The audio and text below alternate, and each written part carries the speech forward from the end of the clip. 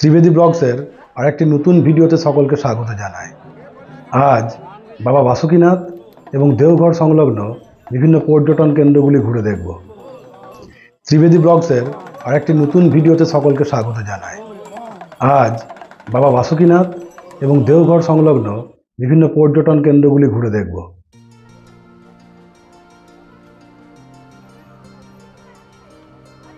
এখন আমরা চলে এসেছি বাবা বাসুকীনাথ মন্দিরে।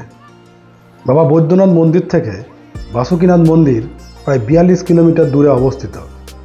এটি দুমকা জেলায় অবস্থিত। বৈদ্যনাথ মন্দির দর্শন করতে আসা ভক্তরাও বাসুকীনাথ মন্দিরে যান। এই মন্দিরটি ভগবান শিবের মন্দির। বাসুকীনাথ মন্দিরে ভগবান শিব এবং মা পার্বতীর মন্দিরগুলি একে অপরের মুখোমুখি অবস্থিত। কথিত আছে বাসুকী নামের এক মেষ পালক এই অঞ্চলে বাস করত। প্রতিদিন তার গাভী কোথাও না কোথাও তার দুধ ছেড়ে দিত। একদিন তার গাভীর পিছন পিছন গিয়ে দেখেন যে স্থানে দুধ ছেড়ে দিচ্ছে সেই স্থানটিতে রয়েছে একটি শিবলিঙ্গ।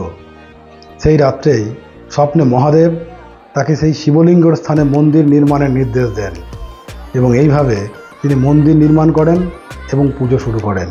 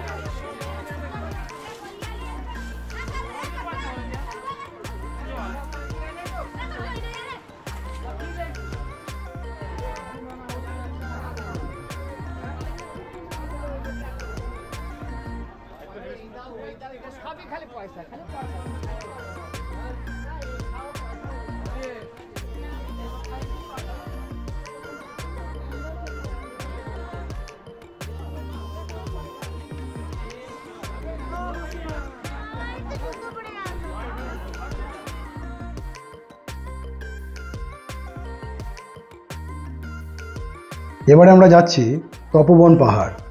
বাবা বৈদ্যনাথ মন্দির থেকে 8 কিলোমিটার দূরে অবস্থিত।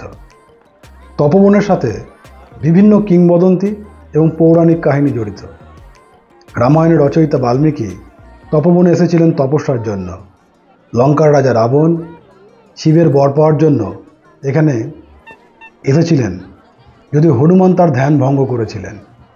যদি অনেক লোক এখানে তপোনাথ মহাদেবের মন্দির এবং শ্রী শ্রী বালানন্দ ব্রহ্মচারীর মন্দির দেখার জন্য আসেন, তবে এখানকার আসল আকর্ষণ হলো কঠিন পথ ধরে পাথুরে পথের মুখোমুখি হওয়া।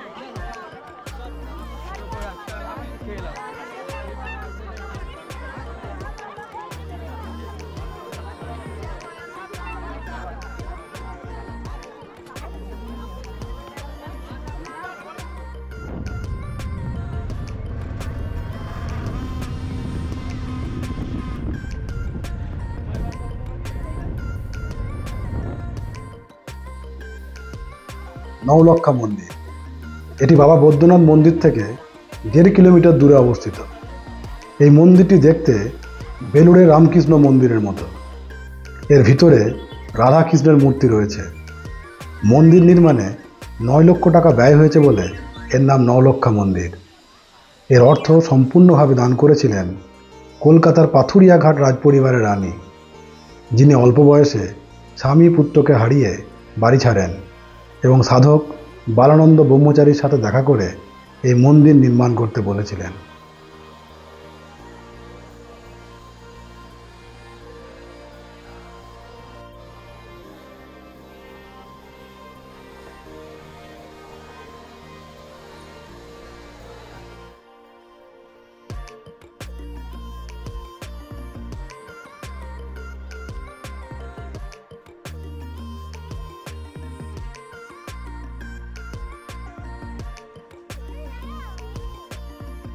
এবারে আমরা যাচ্ছি নন্দন পাহাড়।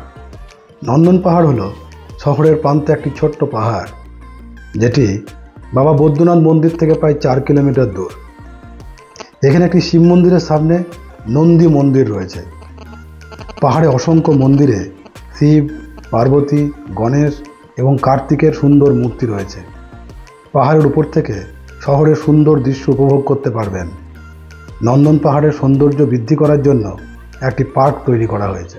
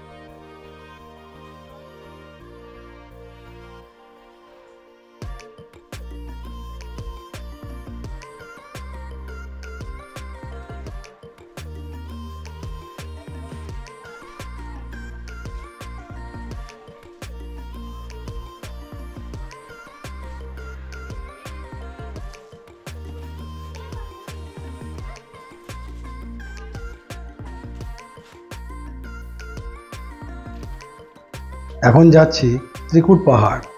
ত্রিকুট পাহাড় বৈদ্যনাথ মন্দির থেকে প্রায় 16 কিলোমিটার দূরে অবস্থিত। এখানে এসে ট্রেকিং এবং প্রাকৃতিক সৌন্দর্য উপভোগ করতে পারেন। অন্যদিকে এটি একটি জনপ্রিয় পিকনিক স্পট এবং তীর্থযাত্রার স্থানও বটে। চারিদিকে ঘন জঙ্গলে বিখ্যাত ত্রিকুটাচল মহাদেব মন্দির এবং ঋষি দয়ানন্দের আশ্রম অবস্থিত। ত্রিকুট পাহাড়ে 3টি চূড়ার মধ্যে 2টিকে ট্রেকিংয়ের জন্য নিরাপদ বলে মনে করা হয়। ত্রিকুট পাহাড়ের শীর্ষ থেকে দেওঘর শহরের 360 ডিগ্রি ভিউ পাওয়া যায়।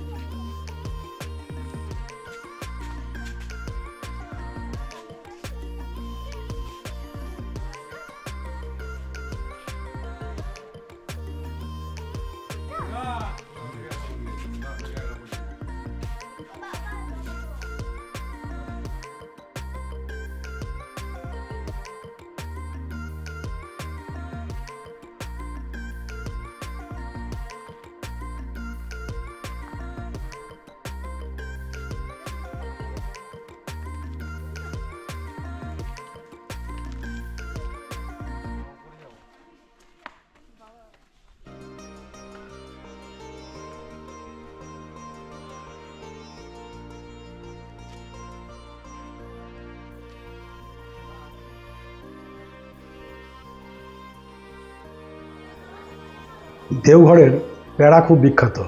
দেওঘর ঘুরতে এলে এখানকার প্যাড়া টেস্ট করে দেখতে পারেন। এখানকার প্যাড়া সত্যিই খুব সুস্বাদু। এছাড়াও দেওঘরে বিভিন্ন ধরনের চাটের দোকান রয়েছে, এখানকার চাট টেস্ট করে দেখতে পারেন। এছাড়া এখানকার দই খুব বিখ্যাত, এখানকার মিষ্টিও খুব সুস্বাদু, এগুলো খেয়ে আপনারা দেখতে পারেন।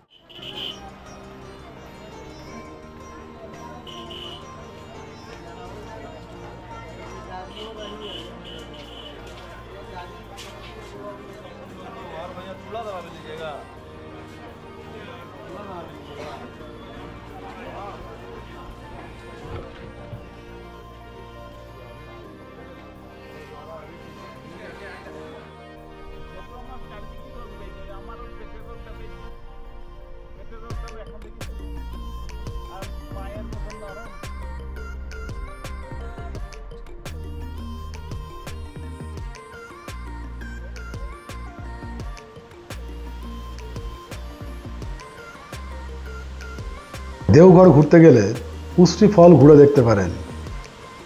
উশ্রী ফল দেখতে গেলে দেওঘর থেকে গিরিডি যেতে হবে। দেওঘর থেকে গিরিডির দূরত্ব প্রায় 71 কিলোমিটার। উশ্রী নদী বরাকর নদীর একটি উপনদী। উশ্রী জলপ্রপাত 3টি পৃথক স্রোতে প্রায় 12 মিটার নেমে গেছে। উশ্রী জলপ্রপাত সত্যিই খুব সুন্দর।